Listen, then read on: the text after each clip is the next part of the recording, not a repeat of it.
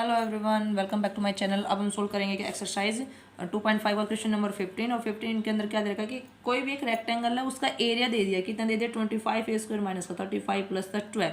अब किसकी फॉर्म में दे रखा है हमें, ये क्वाड्रेटिक इक्वेशन की फॉर्म में दे रखा है। उसने बोला है कि इसकी लेंथ और ब्रेड निकालो, ठीक है। पॉसिबल लेंथ और पॉसिबल ब्रेड निकालनी है हमें, किसकी लेंथ क्या हो सकती है, ब्रेड क्या हो सकती है।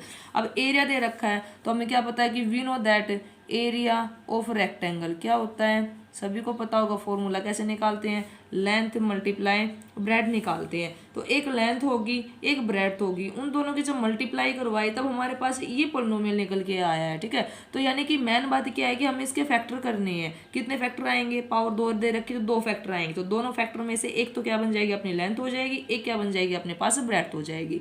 तो जो क्वाड्रेटिक इक्वेशन है, क्वाड्रेटिक इक्वेशन का फैक्टर करने के लिए मैंने क्या बताया था पहले वाले एक्सरसाइज में कि इसकी मिडिल टर्म को स्प्लिट करते हैं, ठीक है। इसकी मिडिल टर्म को स्प्लिट करेंगे। मिडिल टर्म को स्प्लिट करने का मतलब क्या है कि हमें दे रखा है कि 25a² माइनस 35a प्लस 12, ठीक है। तो हमें क्या करना है कि ए और सी की मल्टीप्लाई करवाओ। एक ऐसे दो नंबर हैं जिनकी मल्टीप्लाई करवाते हैं तो हमारे पास कितना आता है, ए और सी की, इन दोनों की मल्टीप्लाई करवाते हो कितना आएगा, 12 5 60, 6 12 दूनी 24 और 6 30।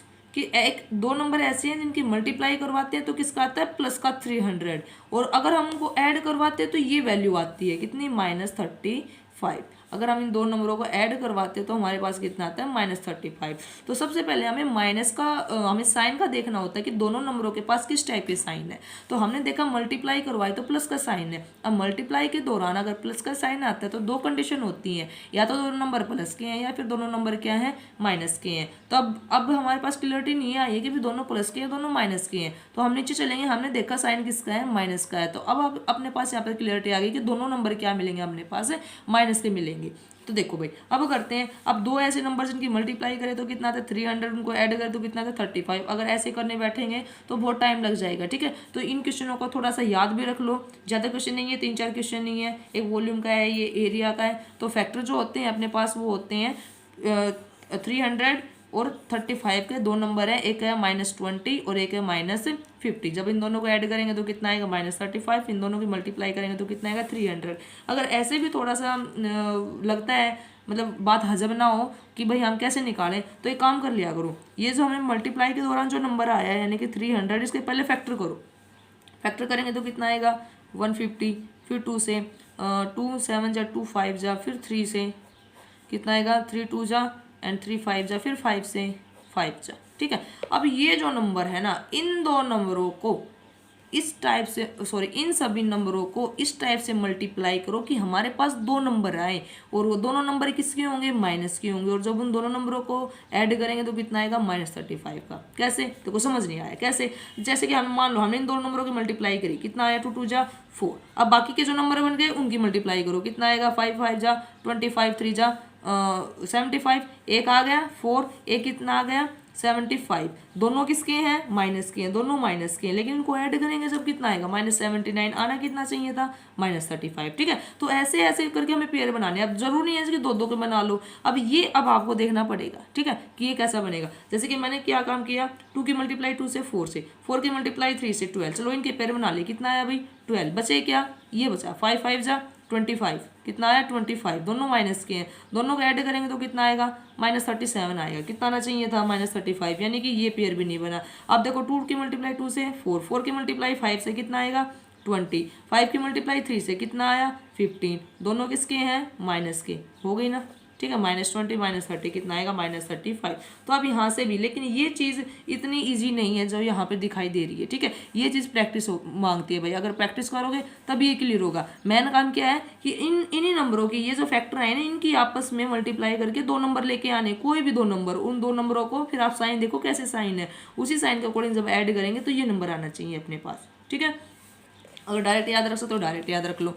नंबर कितने हैं हमारे पास, 25a² -20a and -15a and +12। Common ले लो। कॉमन इन दोनों में से क्या आ रहा है, इन दोनों में से 5 कॉमन आ रहा है, 5a कॉमन आ रहा है। तो यहाँ पर कितना बचेगा 5a एंड माइनस ये, यहाँ पर कितना बचेगा 4। यहाँ से क्या कॉमन आया, -3 कॉमन आ रहा है, 3 कॉमन ले लिया तो यहाँ पर कितना बचेगा 5a प्लस है, माइनस को कॉमन ले रखा तो माइनस बनेगा, कितना बनेगा 4। ये दोनों फैक्टर इक्वल आने चाहिए, ठीक है। दोनों फैक्टर इक्वल है तो इन दोनों में से क्या कॉमन आ रहा है, 5a -4 और इन दोनों को इकट्ठा करके लिख दो 5a-3। अब देखो दो फैक्टर आ गए। अब अगर हम यहाँ से देखें, यहाँ से l मल्टीप्लाई b, यानी कि l मल्टीप्लाई b, जब इन दोनों की मल्टीप्लाई करते हैं तो वापस से अपने पास यही टर्म आती है। तो इसका मतलब इनमें से एक लेंथ है, एक क्या है, ब्रेड्थ है। तो यहाँ पर हम लिखेंगे, श्योर होके नहीं लिखेंगे, हमें लिखना है कि पॉसिबल लेंथ। पॉसिबल लेंथ, अब आप ये भी लिख सकते हो और आप ये भी लिख सकते हो, कोई दिक्कत नहीं। ये वर्ड लगाने के बाद भाई हो सकता है पॉसिबिलिटी है कि लेंथ ये है कि 5a-4, या फिर पॉसिबल ब्रेड्थ कितनी आ जाएगी 5a-3। ठीक है, पॉसिबल लेंथ ये है, पॉसिबल ब्रेड्थ ये है। ठीक है, चलो जैसे अगला करते हैं। अगले में दे रखा है area of rectangle is equal to है 35y² प्लस 13y एंड -12।